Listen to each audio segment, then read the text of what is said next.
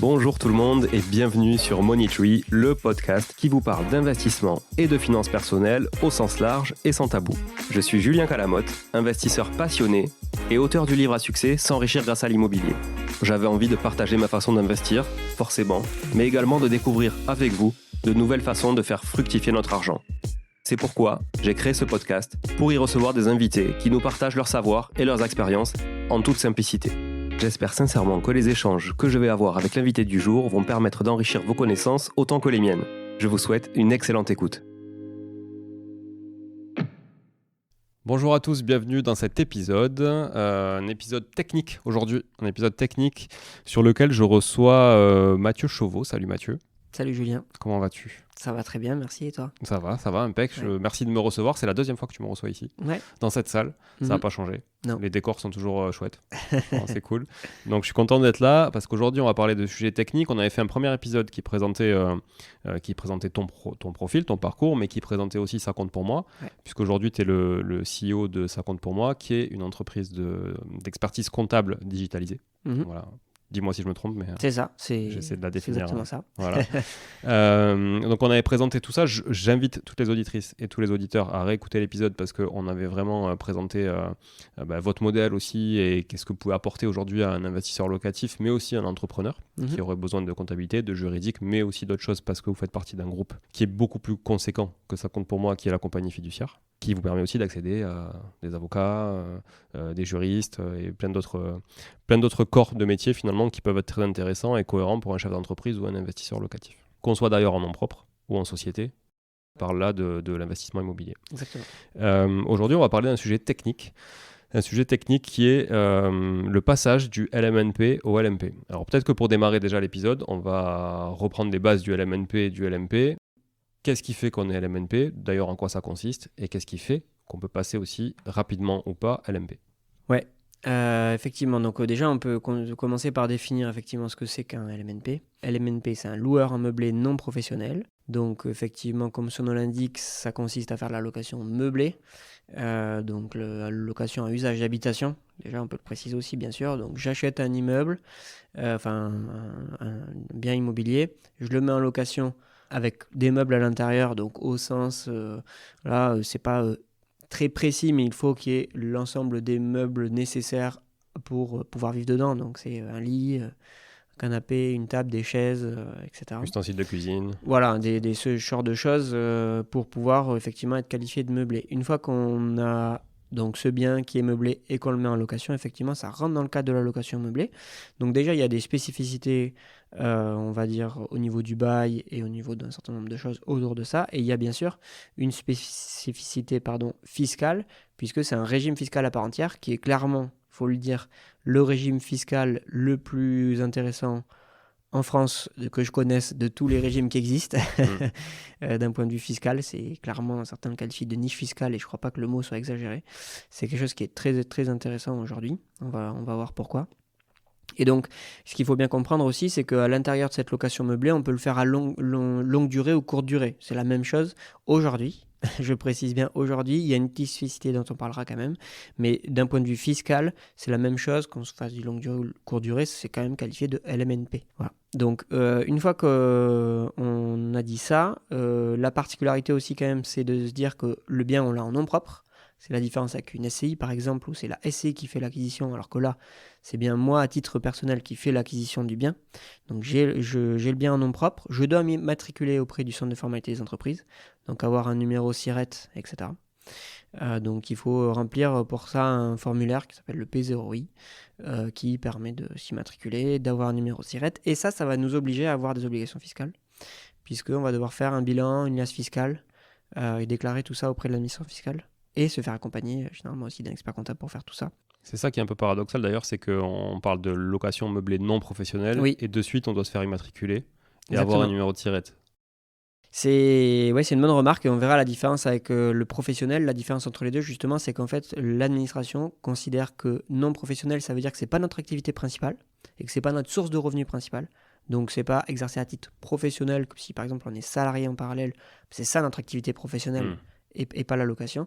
Alors que quand on est professionnel, loueur meublé professionnel, l'administration considère que c'est notre revenu principal, notre activité, et donc mécaniquement c'est notre activité professionnelle, notre source de revenu principal. Une précision quand même si c'est assez rare et franchement c'est pas très avantageux, on peut le faire en micro, et auquel cas on n'a pas d'obligation fiscale, tout comme un entrepreneur, n'importe quelle entreprise peut se mettre en micro et n'a pas l'obligation de faire un bilan et une liasse. Par contre, là en LMNP, on peut le faire en micro. Dans ce cas-là, on aura comme pour ce qu'on appelle auto-entrepreneur, même si le vrai nom c'est micro-entrepreneur pour être précis, c'est en fait de faire un abattement sur les loyers. Donc on a des loyers, on a un abattement qui est de 50% des loyers et on impose ce montant-là. Donc ça veut dire que j'ai 1000 euros de loyer, je suis imposé que sur 500 euros. Exactement. Okay. Voilà. Ça, c'est si j'opte pour le micro. Et si je suis en nu, là, par exemple, ouais. Si je suis en location nue, j'ai 1000 euros de loyer en location nue pour comparer un peu 1000 euros de location, là, il n'y a pas de... Alors, si je peux être en micro foncier, là, c'est 30%. Ok. Voilà. Si je suis en micro aussi.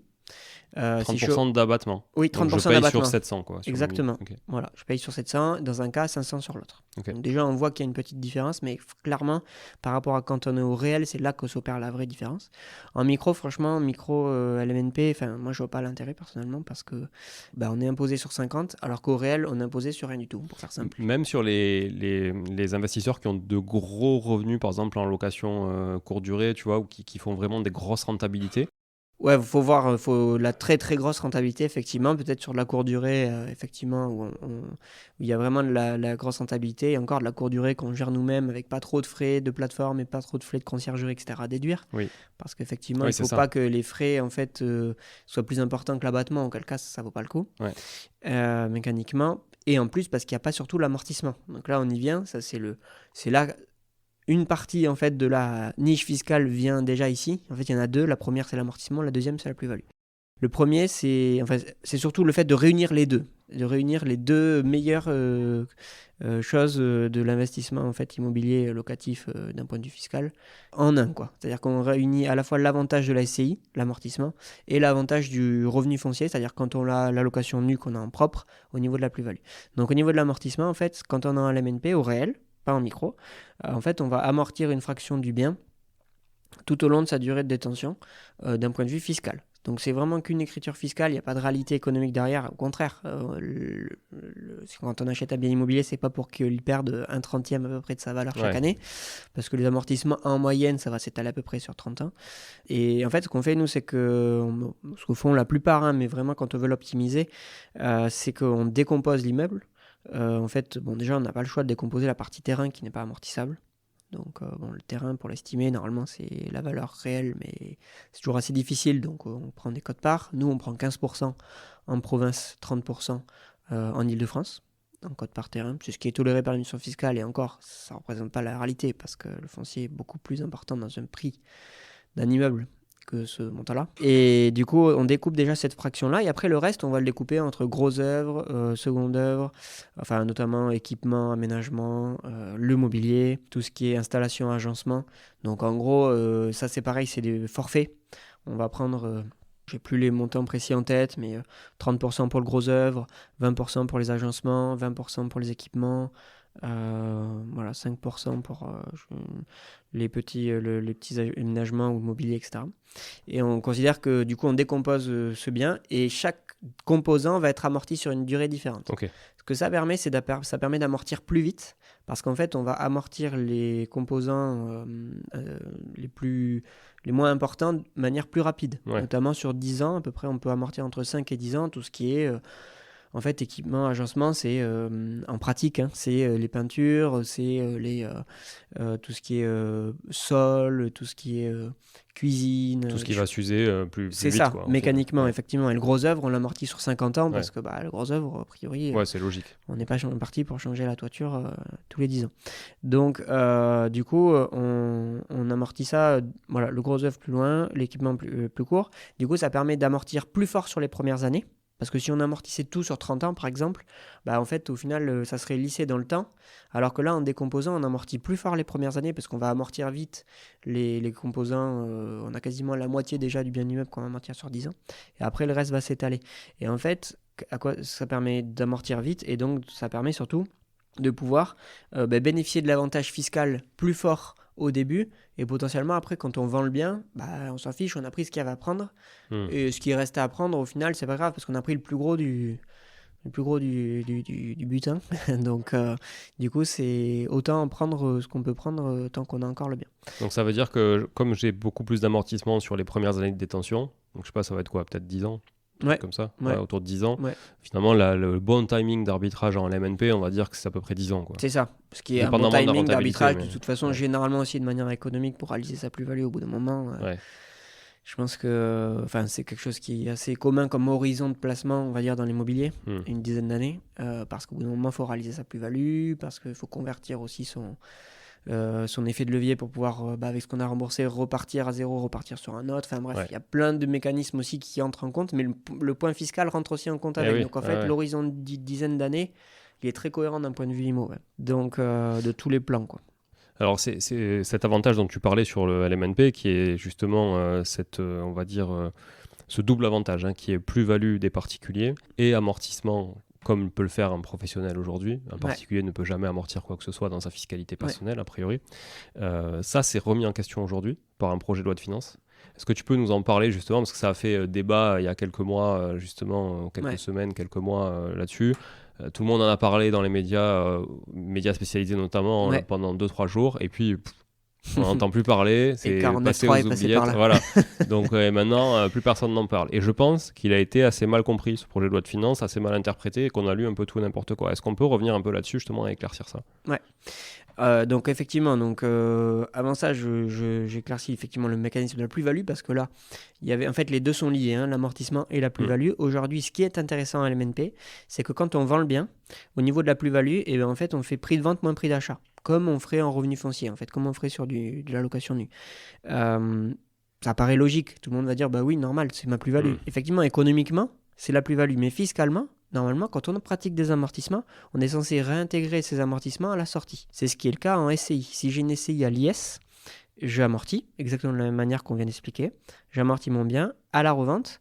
Ma plus-value, c'est prix de vente moins prix d'achat, plus amortissement pratiqué. En fait, ça, c'est une règle comptable, ce qu'on appelle la valeur nette comptable, qui est en fait que comme on a amorti le bien au fil des ans, on a considéré qu'il avait perdu de sa valeur. Et donc, quand on vend, on considère que la plus-value, c'est le prix de vente moins la valeur comptable, c'est-à-dire amortie, qui avait perdu de la valeur. Et donc, d'un point de vue comptable, la plus-value est plus importante que la plus-value économique. Normalement, on est censé faire ça. Le LMNP ne nous demande pas de réintégrer ces amortissements. Donc, c'est là où c'est vraiment très intéressant, parce qu'on a à la fois les amortissements, mais par rapport à une SCI, par exemple, mais pas l'inconvénient à la sortie. Et par rapport au revenu foncier, on a l'avantage à la sortie de la plus-value, mais on peut amortir. Donc en fait, on combine le meilleur des deux mondes, et c'est là où le LMNP est bien. Effectivement, dans le projet de loi de finances, il y avait un projet de remettre en question cette logique, c'est-à-dire de réintégrer les amortissements au moment du calcul de la plus-value, et donc de faire le même mécanisme qu'un SCI, de dire on réintègre les amortissements au moment de la sortie, on les a déduits. Au bout d'un moment, il faut les réintégrer quelque part pour les payer. Et effectivement, voilà, le 49.3 est passé par là, comme je disais, qui faisait partie des amendements en fait, qui étaient listés et qui ont été balayés par le 49.3 pour faire voter le projet de loi de finances. Donc à l'intérieur, ça y était. Alors pour être précis, effectivement, ça ne concernait, selon l'interprétation que nous on en a eu, mais qui était l'interprétation de l'ordre des experts comptables, l'interprétation d'un certain nombre de fiscalistes, etc. C'était vraiment que ça concernait que les locations courte durée. C'est intéressant ce que tu dis, parce que j'ai l'impression qu'effectivement tout le monde a paniqué, mais qu'est-ce que je vais faire, oh là là, mais c'est fini, c'est la fin du LMNP, etc. Alors qu'a priori ça ne concerne que la location courte durée. De toute façon, il y a une logique politique quand même derrière, qui est, la logique de base, c'est la crise du logement. De dire que c'est difficile de trouver un logement, notamment en Île-de-France, dans toutes les grosses métropoles, pour notamment des gens un peu plus dans la précarité, en tout cas, pas forcément grande précarité, mais on va dire des étudiants, des personnes sans emploi, etc. Donc bref, il y a un problème de trouver des logements. En face, il se retrouve qu'il y a un certain nombre de logements qui sont utilisés à des fins touristiques, voire qui ne sont inoccupés à une certaine période de l'année, notamment en tout cas l'hiver, qui ne sont pas occupés. Donc en fait, ils ont envie de réunir les deux en se disant, en fait, ceux dont je parle, c'est des locations courte durée, qui sont notamment en tout cas sur des plateformes type Airbnb. Et donc, du coup, au bout d'un moment, ils se disent, il y a des logements en fait, qui sont pas à usage vraiment d'habitation pour des gens qui habitent la ville, qui ne sont pas utilisés. On a des gens qui ne trouvent pas de logement, il faut qu'on trouve une solution. Donc, c'est pour ça que c'est la courte durée surtout qui les intéresse et pas la longue durée, parce que la longue durée, au final, elle est déjà à usage d'habitation et elle permet déjà d'avoir du logement pour les personnes, pour les gens. Donc, pour moi, le vrai. En fait, vraiment, ceux qui veulent vraiment, ce que le gouvernement, et je pense que tous les gouvernements successifs voudront vraiment appuyer, ça sera la location courte durée. Donc pour moi, il y en a pas. Voilà, je vais pas ma main à couper, mais pour moi, la longue durée n'est pas en danger. Parce qu'il y a un intérêt aussi à ce que ça fonctionne comme ça pour que les gens ils achètent aussi des biens, qu'ils les rénovent. Bien Généralement, quand c'est des biens qui sont meublés, ils sont plutôt qualitatifs, etc. Quand même, c'est pas de la courte durée. Aujourd'hui, en fait, en tout cas, on a plein de biens qui sont meublés en longue durée qui sont tout aussi qualitatifs que des courtes durées. Oui. Il y a des choses qui se développent, des co-living, des choses comme ça qui font que il y a un intérêt quand même aussi pour la rénovation des bâtiments, la rénovation énergétique, à ce qu'il y ait quand même un petit intérêt à aller sur le sujet, quoi. Il y a une vraie cible aussi du logement meublé, notamment la petite surface. Un étudiant, il ne va pas Exactement. déménager ses meubles, voire acheter des meubles pour 1 an, 2 ans d'études dans une ville. Mais du coup, si ce projet de loi de finances passe, est-ce que ça veut dire qu'on se retrouve, pour en tout cas les locations courte durée qui seraient concernées, dans le même cadre fiscal qu'un revenu foncier, où on a quand même un avantage à être en LMNP dans ce cas-là? Alors on ne se retrouve pas tout à fait dans le cadre du revenu foncier parce qu'on continue à amortir quand même. On se retrouve plus dans le cadre de la SCI à l'IS pour moi. En fait, c'est ça. En gros, on reviendrait dans le même cadre que la SCI à l'IS. Mais quand tu fais le calcul au bout du bout, c'est-à-dire parce que la SCI à l'IS par rapport à la SCI à l'IR, par exemple, au final, quand tu fais vraiment le calcul, ça dépend des années de détention, mais tu te rends compte qu'il n'y a pas grosse différence à terme. L'impôt, soit tu le payes tout de suite, soit tu le payes après, mais tu le payes toujours. Je suis d'accord. Donc là, j'imagine que c'est un peu la même chose. C'est à peu près la même chose. L'avantage par rapport à la SCI à l'IS quand même, c'est-à-dire qu'on aurait à peu près le même résultat. Donc j'amortis, je réintègre mes amortissements à la sortie. La différence avec la SCI à l'IS, c'est que la SCI à l'IS, à la sortie, je réintègre mes amortissements et je suis soumis à l'IS. Et après, si je veux me distribuer l'argent, à la flat tax sur les dividendes. Donc j'ai quand même une double imposition que je n'aurais pas là en LMNP parce qu'en fait j'ai seulement ma plus-value qui est directement imposée à donc 19% impôt plus 17,2 de prélèvements sociaux, donc 36,2. Au final, les 36,2 sont moins importants que IS à 15 et 25% plus prélèvements sociaux à 30, enfin flat tax à 30. Ouais. Voilà, oui, donc, du fait que ce soit toi en nom propre qui détienne le bien et pas une personne morale. Exactement, donc il y a quand même une petite différence. Là-dessus, si je veux m'approprier notamment l'argent, si je laisse l'argent dans la SCI, là pour le coup et que je réinvestis, c'est pas pareil, mais il restera une petite différence là-dessus. Pour autant, c'est pas passé cette année. Ça fait déjà quand même plusieurs années que ça revient. Ça n'a été jamais allé aussi loin.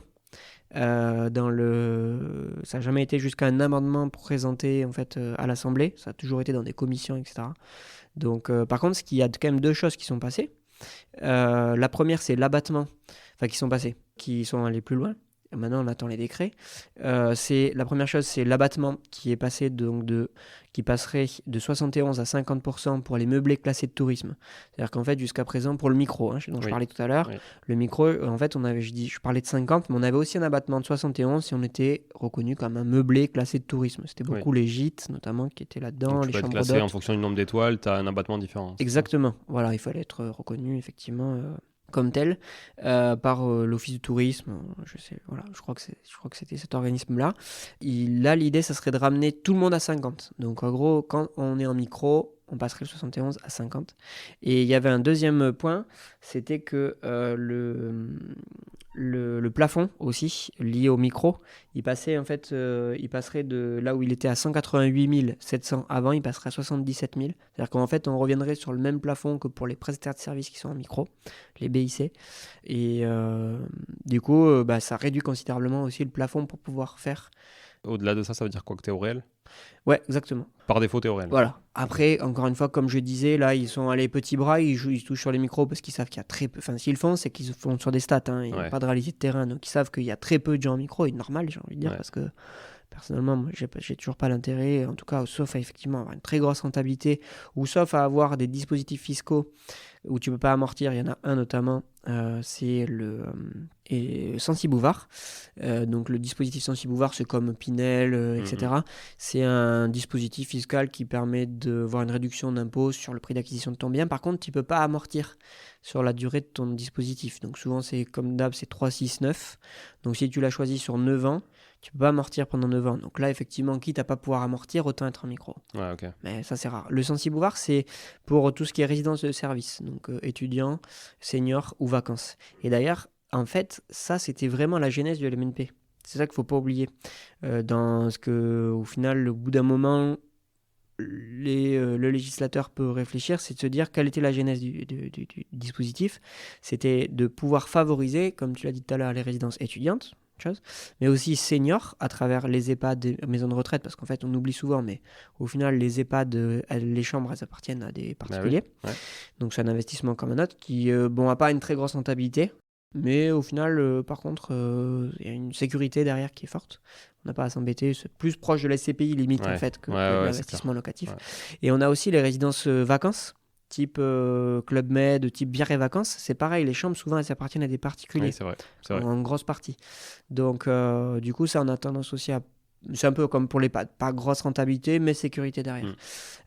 Du coup à la base c'était vraiment pour ça, étudiants, seniors, vacances, pour pouvoir favoriser les plus jeunes, les plus âgés et le tourisme, parce qu'en France, ça reste quand même super important. Au final, les résidences vacances, elles sont transformées en Airbnb aujourd'hui. Donc c'est pour ça qu'ils veulent rééquilibrer un peu, parce que forcément, les hôteliers, ils sont pas contents. On peut comprendre, parce qu'en gros, ils jouent pas avec les mêmes règles du jeu. Donc parce qu'eux, ils ont les règles classiques des commerçants, quoi. Les étudiants, eux, il y a une offre, il y a pléthore d'offres dans les hypercentres aussi de petites surfaces. Donc finalement, il n'y a pas que les résidences étudiantes. Voilà. Par contre, il y a un peu les anciens qui sont lésés, quoi. Les anciens, ça reste toujours dans des trucs un peu plus communautaires, quoi. Ouais. Mais voilà, bon, bref, du coup, c'était vraiment l'esprit. Donc c'est pour ça que si ça avancera sur la courte durée. Là, dans les précisions, effectivement, de l'amendement qui a été proposé, même si on n'avait pas eu le décret, comme c'est pas passé, donc dans les décrets qu'on a toutes les précisions, mais a priori, c'était vraiment pour cibler la courte durée. Ok, voilà. Très donc clair. Ça passe pas pour cette année. Année prochaine sur ce sujet. Parce que ça reparlera, c'est sûr. Bon, c'est sûr que ça va pas faire plaisir à beaucoup d'investisseurs qui justement font beaucoup de locations courte durée. Ça va faire peur aussi aux investisseurs qui font la location longue durée, parce que peut-être que l'étape d'après, ça peut être en tout cas peut-être pas aussi de manière assez radicale, mais en tout cas il y aura peut-être une évolution, parce que comme tu le disais à l'introduction de l'épisode, c'est une vraie niche fiscale aujourd'hui, et qui dit niche fiscale dit que c'est pas un intérêt forcément pour l'État aussi de laisser tout ça. Il y a eu quand même une grosse course aussi au LMNP, à l'investissement locatif en meublé de manière générale depuis 4-5 ans, depuis que les taux ont baissé surtout, et qu'il y a eu une grosse démocratisation de tout ça. Donc c'est vrai qu'il y a quand même une grosse perte fiscale aussi au niveau de l'État là-dessus. Donc bon, on verra, on n'est pas devin, mais on verra de quoi il en sera. On a vu le LMNP. On a vu le LMNP, les bases du LMNP, on a vu qu'est-ce que pouvait devenir le LMNP. Est-ce que tu peux nous dire maintenant qu'est-ce qu'est le LMP et comment j'y bascule? Est-ce que je peux choisir d'être LMP demain? Comment j'y suis par défaut? Comment je me retrouve à être professionnel? Enfin, en tout cas, considéré comme tel, même si peut-être c'est pas mon revenu principal ou c'est foncièrement mon revenu principal. Exactement. Donc, effectivement, par défaut, on est en LMNP quand on fait rien. Donc, potentiellement au micro ou réel, on l'a vu. Et ensuite, on va avoir un stade intermédiaire d'ailleurs. On parlait des courtes durées, qui est celui de si je fais de la courte durée et que je dépasse 23 000 euros de recettes. Si je dépasse 23 000 euros de recettes, point, je ne mets pas d'autres conditions pour l'instant, et que je fais de la location courte durée, là, je suis déjà affilié à l'URSSAF. Okay. Première étape. Donc, c'est-à-dire que je suis censé payer des cotisations sociales. Pourquoi censé ? Je dois payer. Je suis censé parce qu'il y en a beaucoup qui attendent que l'URSSAF vienne vers eux pour le faire. Et franchement, peut-être parce qu'ils ne le savent pas, très clairement. Tout simplement, effectivement. Et puis parce que souvent, ça se fait avec un petit temps de décalage. Et puis, au final, par contre, l'URSSAF le fait vraiment de plus en plus. Donc, et généralement, c'est pas agréable quand ils le font parce que c'est sur des cotisations forfaitaires, etc. Donc, le temps de régulariser tout ça, ça prend un petit temps. Donc effectivement, quand je dépasse les 23 000 euros de recettes, je dois m'affilier à l'URSSAF au régime des indépendants, c'est-à-dire exactement comme si j'étais artisan, commerçant, que j'étais gérant d'une SARL, c'est la même chose, travaillant non salarié. Donc ça déjà, c'est une première étape. Quand bien même je ne suis pas en LMP, je peux être en LMNP, location courte durée, plus de 23 000, et tu vois là, ça nous donne déjà un indice de... Ils ont fait un truc spécifique pour les courtes durées. Tu vois, ça, c'était il y a 2 ans. Ouais. En fait, ils le font par étapes comme ça. Et à chaque fois, c'est courte durée. Donc, ils savent distinguer la courte durée et la longue durée. Et c'est ceux qu'ils ont envie de cibler. Donc, voilà pourquoi, en fait, ça me fait dire qu'en fait, à chaque fois qu'ils prennent ce genre de mesures, ils veulent cibler la courte durée. Et à chaque fois, c'est assez bien documenté et dit que c'est pour faire face à la crise du logement. C'est de combien, on parle de combien ces cotisations minimales? Donc les cotisations, effectivement, alors soit si on est en déficit fiscal, c'est le minimum. Ouais. Et si on est, donc le minimum c'est 1300 par an, à peu près 1300 euros par an. Donc ça c'est pour maladie, retraite et... Même si je suis salarié à côté. Exactement. En gros, tu peux considérer que si tu es payes salarié deux à fois. côté, c'est une taxe. Tu payes deux fois. Voilà, ça ne te sert à rien Ok. parce que tu ne seras pas plus remboursé chez le médecin, tu n'auras pas plus de trimestre de retraite, etc. Et si je suis déjà TNS? Si tu es déjà TNS, par contre, l'avantage, c'est que tu ne payes pas ces cotisations minimales parce que tu es déjà TNS, donc il n'y a pas besoin de payer les cotisations minimales. Mais est-ce que ce chiffre que je fais en LMNP vient quand même accroître mon assiette Alors, si c'est un bénéfice, oui. Ouais. Voilà, c'est le bénéfice qui compte, c'est pas le loyer. C'est pas le chiffre, c'est le bénéfice. Exactement, c'est le bénéfice. Donc, si je suis en déficit, ce qui est généralement, ou en tout cas pas loin d'être le cas grâce aux amortissements, notamment quand on fait la longue durée, c'est ce qui se passe. On est toujours à zéro. Voilà, en gros, quand on a du rendement à un seul chiffre, on va dire moins de 10%, on est toujours à peu près. Voilà. Effectivement, là, si on peut avoir des gros rendements à 2 chiffres, je veux dire courte durée potentiellement, là, on peut basculer en bénéfice. Si on est en bénéfice, là, c'est 42-43% de mon bénéfice. En tout cas, ça, bien sûr, forcément, en tout cas, c'est les minimales jusqu'à ce que j'atteigne ces 42-43% de mon bénéfice et au-delà, 42-43%. Si donc je suis déjà TNS en parallèle, je vais rajouter mon bénéfice à mon revenu TNS qui sera mixé en fait dans tout ça. Bon, je suis TNS qu'une fois. Je peux être TNS sur 5 boîtes différentes. J'ai quand même qu'une seule déclaration à la fin et en fait, je combine tout. Et c'est tout ça ce seul revenu qui va faire mes cotisations sociales à la fin. Ok, donc je prends un exemple assez parlant. J'ai 100 000 euros de revenus travailleurs non salariés sur ma SARL. Ouais. Voilà, c'est mon revenu de gérant non salarié. Donc là, je paye mes cotisations sociales, URSSAF, sur ces 100 000.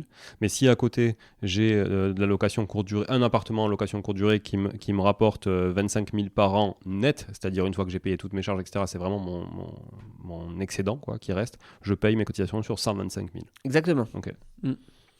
C'est tout à fait ça. Sachant que c'est le bénéfice après amortissement. Hein, oui, donc c'est vraiment... Il faut y aller pour faire admettons, 25 000, ouais. Mais bon, admettons que vraiment le truc, j'ai aucune charge, le truc où j'ai deux biens une qui très font forte rentabilité, ça, on va dire aussi, parce qu'en gros, l'amortissement, ou tu as fini ton amortissement. Ouais, si tu peux avoir fini l'amortissement, je peux être aussi après 15-20 ans de détention, il y a moins d'amortissement, etc. Ok. Bon. Donc, du coup, effectivement. Donc ça, c'est la transition, entre guillemets. Et ensuite, c'est si je dépasse à la fois mes 23 000 euros de recettes, donc ça, c'est les recettes, hein, le seuil des 23 000, c'est les loyers. Donc 23 000 de recettes et ça représente ces recettes-là plus que mes autres revenus de mon foyer fiscal. Là, cette fois, je bascule en LMP. Location meublée professionnelle. Et comme ça représente plus que mes autres revenus, c'est pour ça que l'administration fiscale considère que c'est professionnel. Donc là, si je reprends un exemple, si je fais 30 000 euros de loyer, donc j'ai dépassé mes 23 000, et il se trouve qu'en parallèle, j'ai 25 000 euros de revenus salariés. Et bien là, je passe LMP parce que mes 30 000, c'est supérieur à 25 000. Oui. Et quand je parle des 25 000, c'est tout le foyer fiscal compris. Donc conjoint... notamment en fait, en tout cas, c'est les revenus de tout le foyer fiscal. Donc si je suis marié, c'est moi, mon conjoint, ou pacsé d'ailleurs. Mais ça, si ta LMNP, elle a une indivision, ou ta LMNP, elle est forcément... non, peu importe les indivisions ou pas. Ok. Voilà. Donc moi, j'ai acheté un bien à 100%. J'ai acheté tout seul, comme un égoïste, 100%. Ouais. Je détiens 100%. Et non, mais tout le monde n'est pas égoïste parce qu'il achète un bien tout seul. Hein. Mais je vais préciser au cas où il y a des gens qui... Non, mais j'achète un bien. Ma femme, elle n'achète rien du tout. Mais mon bien, il me rapporte effectivement, comme tu dis, 30 000. Mais le revenu de notre foyer, c'est que 25 000 au global. Du coup, je passe quand même... Ouais, quand même. Okay. Exactement. C'est le revenu du foyer. Ok.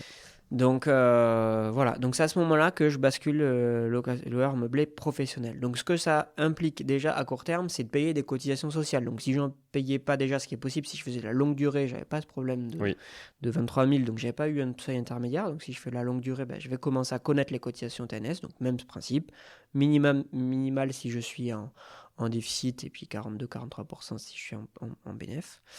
Et ensuite, ce qui va changer, alors il y a plusieurs choses qui vont changer. Le premier, c'est les cotisations TNS. Le deuxième, c'est les déficits. Donc, si on l'a pas dit tout à l'heure, mais si je suis en LMNP, Donc si je génère un déficit, ce déficit, il est reportable sur mes revenus de même nature, donc sur mes autres revenus LMNP des 10 ans qui suivent. Oui. Reportable 10 ans en avant. Mais uniquement sur mes revenus LMNP. Si je suis LMP, maintenant, ce déficit, je l'ai toujours. Cette fois, il est imputable sur tous mes revenus. Donc ça, c'est un avantage, entre guillemets, du LMP. Si j'ai un déficit de 10 000, que j'ai mon salaire de 25 000 en parallèle, ben, je vais être imposé que sur 15 000. 25 moins 10. Là, on parle du déficit, pas des amortissements. On parle du déficit, effectivement. Purement déficit, après amortissement. Il y a une règle spécifique, l'article 39C du Code général des impôts, qui a une spécificité, en fait, en tout cas par rapport aux amortissements, et qui nous oblige à faire en sorte que les amortissements ne puissent pas générer un déficit dans une certaine mesure. Je te passe les détails parce qu'en fait, c'est en fonction aussi des charges d'exploitation. Mais en gros, cet article limite le poids de l'amortissement dans la détermination du résultat fiscal. Et donc, il va faire en sorte que chaque année, en fait, potentiellement, je vais pas utiliser fiscalement parlant l'intégralité de mon amortissement, parce que je peux pas. Par contre, il n'est pas perdu, il est mis en stand-by, en fait, et reportable pour la suite. Ok. Donc ça, c'est LMNP ou LMP, c'est pareil. Donc si je suis en LMNP, je fais mon amortissement. Donc je te donne un exemple. J'ai 10 000 euros de loyer, 5 000 euros de charge, donc a priori 5 000 euros de résultat déjà avant amortissement. Et imaginons j'ai 10 000 euros d'amortissement. Donc normalement, ça m'aurait amené à moins 5 000. Si je rentre dans la règle de l'article 39C, mais ça, je vous laisse, j'invite tout le monde à laisser son expert comptable faire ce calcul-là, parce que même pour nous, ça se fait automatiquement parce que c'est assez complexe. Potentiellement, on va nous dire, en fait, non, là, on ne peut pas générer de déficit, ce qui, dans mon cas, serait le cas d'ailleurs, parce qu'on n'avait pas beaucoup de charges. Et donc, il y a 5 000 euros de trop qui débordent, c'est-à-dire qu'en gros, je vais ramener mon résultat à zéro. Souvent, on ramène le résultat à zéro. C'est peut-être pour ça, certains se posent la question, à LMNP, je ne comprends pas, j'ai toujours... Mon expert comptable, il m'envoie toujours tous les ans, le résultat, il est zéro.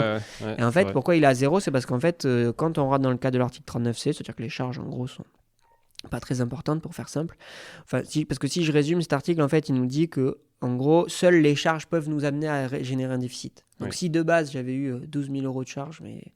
ça dépend quelle charge, mais 12 000 euros de charge, mais 10 000 moins 12 000, je pouvais être en déficit à ce moment-là. Mais par contre, mes maxi de 2 000. Donc mes amortissements auraient quand même été réintégrés, etc. Mais par contre, quand ce n'est pas le cas, je me ramène mon résultat à zéro. Donc mes 5 000, si je reprends mon premier exemple, j'avais 5 000 qui dérapent. Donc ces 5 000 euros d'amortissement, donc je les mets de côté. Et je veux pouvoir les reporter pour la suite. Okay. Et si l'année prochaine, même après mes amortissements, j'ai encore un bénéfice, là, cette fois, je pourrais imputer ce déficit qui a été reporté. Ces déficits-là, ces amortissements-là, ils sont imputables sans limite de durée, contrairement au déficit. Donc c'est pour ça qu'il faut mieux reporter de l'amortissement que du déficit déjà. Et c'est pour ça qu'il faut amortir plus fort, j'y reviens, les premières années. Eh oui. Parce que faut mieux générer beaucoup plus d'amortissement tant qu'on en a, on l'engrange, on s'en fiche, c'est pas reportable. C'est pas limitable dans le temps, c'est reportable sans limite de durée. Et voilà. Donc ça c'est les déficits, ça se met pas sur la déclaration de revenus. Et ça si je vends le bien entre-temps, par exemple. Si je vends le bien, donc déjà ce qui est intéressant c'est que les amortissements ils sont imputables sur la plus-value. Déjà, ça c'est un premier truc qui est très intéressant. Et le deuxièmement, par contre, derrière, s'ils n'ont pas été utilisés, ils sont perdus. Ok. Ce qui paraît logique. Ils ne sont pas imputables sur un autre bien. Okay. Donc, ce qui est difficile, c'est quand on a un bien. Exactement. C'est difficile quand on a plusieurs biens, effectivement, sur un même LMNP, parce que, effectivement, il faut pouvoir dire quels sont les amortissements liés à ce bien qu'on a reporté. On sait dire quel amortissement lié à un bien, mais quel amortissement est reporté. Donc, on fait des règles de 3 généralement. Et on s'en sort comme ça. Effectivement, là, ils sont totalement perdus. Et quand tu dis ils sont imputables sur la plus-value, tu peux nous donner un exemple concret pour être sûr de bien comprendre? Si j'ai reporté 30 000 euros d'amortissement dans le temps sur un bien et que j'ai une plus-value de 40 000, je vais pouvoir faire 40 000 moins 10 000, moins 30 000 d'amortissement pour arriver en fait à une plus-value qui sera plus que de 10 000 euros. Ok, très intéressant. Ça, c'est un premier point. Et ensuite, par contre, après, c'est perdu. Et le deuxième point, c'est que si je bascule... sur le LMP, c'est exactement le même principe. J'ai mes amortissements, ils sont reportables en avant, etc. Et quand je passe de LMNP à LMP, je les conserve. Ok. Voilà. Tu conserves tes amortissements. Je conserve mes amortissements. Mais pas tes déficits. Mais pas tes déficits. En tout cas, tu les conserves, tes déficits, mais il reste des déficits LMNP qui seront imputables que sur des revenus LMNP dans les 10 ans qui viennent, mais ils ne se transforment pas en déficit LMP. Donc on pourrait dire que l'amortissement, tu peux avoir deux types de déficits différents. On pourrait dire que l'amortissement, lui, il est lié vraiment au bien, Et Exactement. les déficits, ils sont liés plus à l'exploitation et à la fiscalité, quoi. Exactement. Directement. Voilà. Ok. Exactement. Et donc, et le LMP, j'ai mes déficits, ils sont imputables sur mes autres revenus. Si jamais je ne les ai pas imputés, ils sont reportables dans la même logique en fait que le LMNP. Ok. Voilà. Très clair. Mais imputables à chaque fois sur mes autres revenus. Donc généralement, on n'en remporte pas, quoi. Ok. Bon, souvent, on se pose la question de savoir. Enfin, j'ai l'impression que beaucoup d'investisseurs ont peur de passer à l'MP. Tu vois, je suis allé à MNP, ok, c'est super, je ne paie pas d'impôts et tout ça. Oh là là, malheur, je ne suis plus du tout salarié, donc mes revenus vont baisser, donc mes revenus de location meublée vont augmenter proportionnellement. Je vais dépasser finalement cet équilibre 50-50 en matière de revenus. Donc je passe par défaut à l'MP. Qu'est-ce qui se passe en fait réellement fiscalement? Admettons que je sais pas, j'ai quelques biens que je détiens. Qu'est-ce qui va se passer pour moi chaque année? Je vais payer beaucoup plus d'impôts, pas beaucoup plus d'impôts? Donc effectivement, la première des choses, c'est que d'être soumis aux cotisations sociales, comme on l'a dit tout à l'heure, TNS. Si on est au minimum, ça va, c'est pas trop méchant. Ouais. Sachant que si on n'a pas d'autres revenus, dans tous les cas, pour le coup, là, ça permet d'avoir une couverture sociale. Ouais. Donc ça, c'est le premier impact. Le deuxième, en fait, bon là, on vient de le dire par rapport au déficit, etc. Et le troisième, effectivement, c'est sur la plus-value.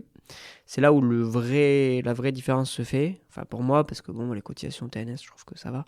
C'est supportable. La plus-value, ça change totalement de régime. Parce que la LMNP, on est en plus-value des particuliers. Donc, je le disais, plus-value des particuliers, c'est cool. Prix de vente moins prix d'achat, on ne réintègre pas les amortissements. L'imposition, je crois que je ne l'ai pas dit tout à l'heure, c'est 19%, impôt sur le revenu plus 17,2%, prélèvements sociaux, donc 36,2%. Ok, c'est quand même pas mal, c'est sûr, ça fait un peu plus d'un tiers du bien. Mais j'ai un amortissement pour durée de détention. Ouais. Un tiers de la plus-value, pardon. Mais j'ai un amortissement pour durée de détention au bout de 5 ans qui fait que y a quand même 6% par an jusqu'à soit 22e, soit 30e année, selon si on veut, impôt sur le revenu et prélèvements sociaux. Donc on a quand même un régime intéressant. LMP, on passe en plus-value des professionnels. Donc il y a des inconvénients, des avantages. Enfin, un avantage. Je vais commencer par l'avantage, parce qu'il y a des inconvénients et un avantage. L'avantage, c'est de pouvoir, si on est en LMP depuis plus de 5 ans, donc c'est le statut LMP et pas le bien depuis plus de 5 ans. C'est qu'il faut avoir le statut LMP depuis plus de 5 ans. Si je vends mon bien, et donc je suis LMP depuis plus de 5 ans et que j'ai moins de 90 000 euros de recettes, donc de loyer, j'ai une exonération de la partie impôt sur le revenu sur ma plus-value. Donc les 19 Exactement, les 19%. Donc ça, c'est l'avantage. Donc c'est ce qu'on appelle le 151 septies du Code général des impôts. Mais je paye quand même mes prélèvements sociaux, 17,2. Voilà. Par contre, il reste les prélèvements sociaux et, ça c'est l'inconvénient principal pour moi, c'est les cotisations TNS sur la plus-value court terme. Donc c'est-à-dire que concrètement, la plus-value court terme, c'est la plus-value réalisée à hauteur des amortissements. En gros, j'ai fait mes amortissements. Quand je vends mon bien, en gros, si on prend un exemple, j'ai vendu mon bien 150 000, je l'avais acheté 100 000. Donc déjà, j'ai économiquement une plus-value de 50 000. J'ai amorti, entre-temps, j'ai amorti 30 000 euros. Donc, au final, déjà, ma plus-value, elle va grimper à 80 000, parce que je réintègre mes amortissements. Donc, 50 000 plus 30 000, 80 000 euros déjà de base de plus-value. Sur ces 80 000, il y a 30 000 euros à hauteur des amortissements qui est à court terme, et 50 000 euros à long terme. Donc, je paye mes cotisations URSSAF sur court 30 000. Terme. Sur 30 000, exactement. Donc, sur 30 000, en fait, j'ai à la fois cotisation URSSAF, donc 42% des 30 000. Donc, tu vois, ça peut aller vite quand même. Parce que du coup, là, ça nous fait 12 000 en l'occurrence, à peu près, un peu plus. Plus, après, je vais payer sur ma long terme mes 17,2. Prélèvements sociaux. Sur mes 50 000 euros. Voilà. Sur mes 50 000 euros. Mes 17,2. 8-9 000 euros. Quoi. Exactement. Donc là, on arrive à 20 000 déjà. Et après, il y a la partie impôt sur le revenu. Soit je suis exonéré parce que... et donc, c'est court terme, long terme qui est exonéré quand on est en 151 septies. Donc, c'est-à-dire que si je suis plus de 5 ans, moins de 90 000, je suis exonéré d'impôt. Par contre, si je ne suis pas exonéré, j'ai 19 sur tout. Et là, tu peux rajouter une petite. Donc, 80 000 fois 19. Donc, si je suis LMP... 16 000 de plus. Voilà. Si je suis LMP depuis plus de 5 ans, mais que j'ai 150 000 euros de loyer par an, je suis pas exonéré. Exactement, sauf si, petite particularité, sauf si tu as ton bien, si tu as un LMP avec ce bien depuis plus de 15 ans. Ok, bon. Donc c'est soit j'ai pas beaucoup de revenus finalement. Enfin, pas beaucoup de loyer. Je suis professionnel, mais pas trop quand même. Oui. C'est ça, en fait. Après, ça dépend, parce qu'effectivement, il y a 90 000 euros, ça peut commencer à faire beaucoup, mais ça dépend si c'est de la courte durée. C'est vrai que ça peut Ouais, ça va déjà vite. plus vite Ouais. monter. Ouais. Si c'est de la longue durée et qu'il n'y a pas beaucoup de charges, effectivement, et que tu peux commencer déjà à avoir un bon... Ouais. 82 000 en longue durée, ça commence à être pas mal. Ouais. Oui, mais tu peux te dire que bon, quand même, quand tu es professionnel, Oui, tu mixes vois, un peu les deux. Ouais, donc, bon, moi, j'ai tendance à dire, soit tu es professionnel, mais pas trop quand même. Enfin, Oui. tu es professionnel modeste, limité, on va dire, même si c'est déjà pas mal, effectivement, comme loyer. Soit, effectivement, tu es professionnel depuis suffisamment longtemps Oui, c'est ça. pour bénéficier davantage, quoi. Parce que l'autre truc, c'est qu'effectivement, tu peux être à moins de 90 000, mais faut-il voir encore tes autres revenus en parallèle, effectivement, pour voir si ça dépasse ou pas les autres revenus. Et la question qui me vient, c'est si je suis LMP depuis 3 ans, que je re-switch à LMNP, que je repasse LMP pendant 2 ans et que je revends. Donc tu vois, j'ai été LMP 5 ans, mais je suis repassé LMNP entre temps. Est-ce que là, je bénéficie de ces exos à plus de 5 ans? Alors, a priori, non. Je t'avoue que j'ai jamais eu le cas en pratique. Ouais. A priori, dans la théorie, non. Parce que c'est 5 ans de continu. Ouais, ok. Ouais. Ok. Autant, comme je disais tout à l'heure, par contre, les amortissements vont bien se relayer entre chaque. Mais voilà, il faut bien avoir les 5 ans et au moment de la session, quoi. Après, une autre particularité du LMP au niveau de la plus-value, enfin il y a une autre option, mais bon, qui généralement est une autre option. Il y a une autre possibilité si on fait plus de 90 000, mais c'est une exonération partielle. C'est alors ça monte jusqu'à, j'ai plus le chiffre précis, mais je pense que c'est jusqu'à 120 000, je crois. Si tu es entre 90 et 120, tu as une plus-value, un abattement partiel. Okay. En gros, à hauteur de là où tu te situes dans la fourchette. Pour faire simple, si tu as 105 000, qui est le milieu de la fourchette, tu auras un abattement de 50%. Ouais, d'accord. Et voilà, selon où tu te situes dans la fourchette. Donc, tu peux prétendre à une exonération, mais partielle cette fois, si tu fais plus de 90 quand même. Voilà.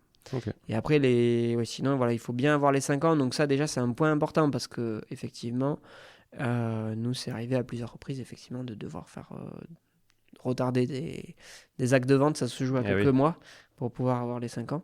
Ouais. Et en fait, ce qu'il faut bien retenir là-dedans, c'est que effectivement, quand on est autour des 5 ans, à comparer en gros entre un LMNP et un LMP, ça revient à peu près au même sur le coût global de l'impôt sur la plus-value entre LMNP et LMP. Au bout de 5 ans, à peu près, si on additionne ce que je viens de dire juste avant, cotisation TNS, le prélèvement sociaux, et qu'on est exonéré d'impôt sur le revenu parce qu'on est pile à 5 ans. Par contre, plus on va attendre, et plus par contre, moins ça va devenir intéressant, en fait, d'être en LMP, parce que ça va coûter de plus en plus cher, parce que la base s'agrandit. C'est-à-dire que concrètement, on a dit que notre base, elle était constituée pour la plus-value court terme des amortissements.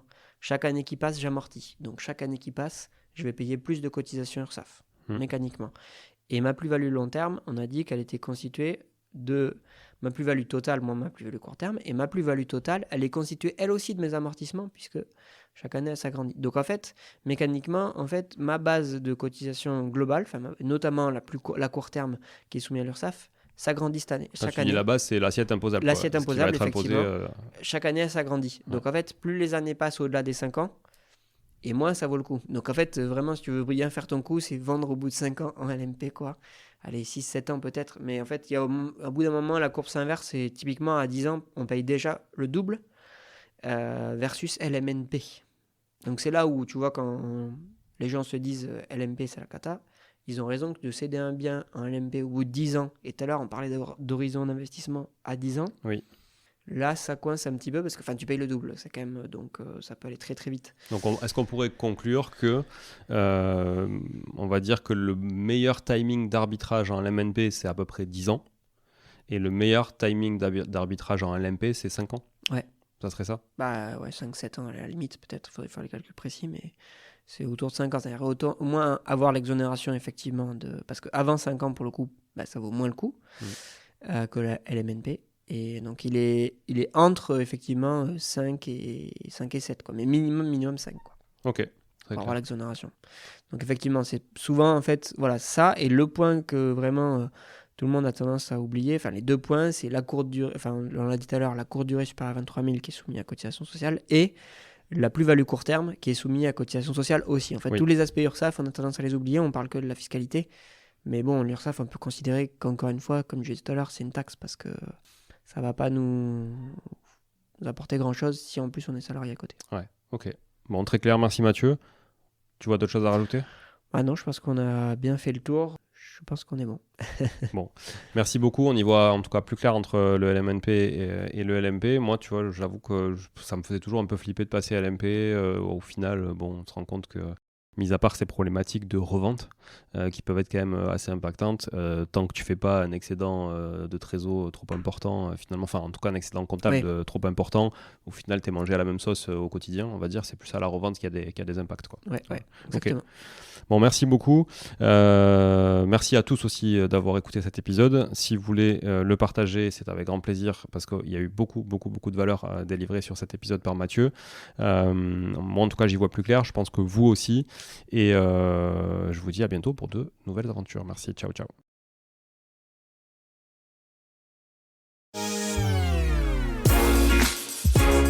Bon, si vous êtes là, c'est que vous avez écouté jusqu'au bout et a priori, l'épisode vous a plu.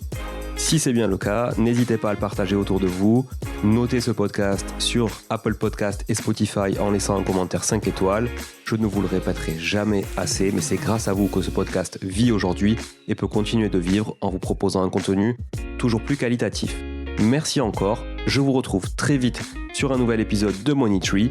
En attendant, je vous souhaite la meilleure des réussites dans vos projets et un bon enrichissement. À très bientôt.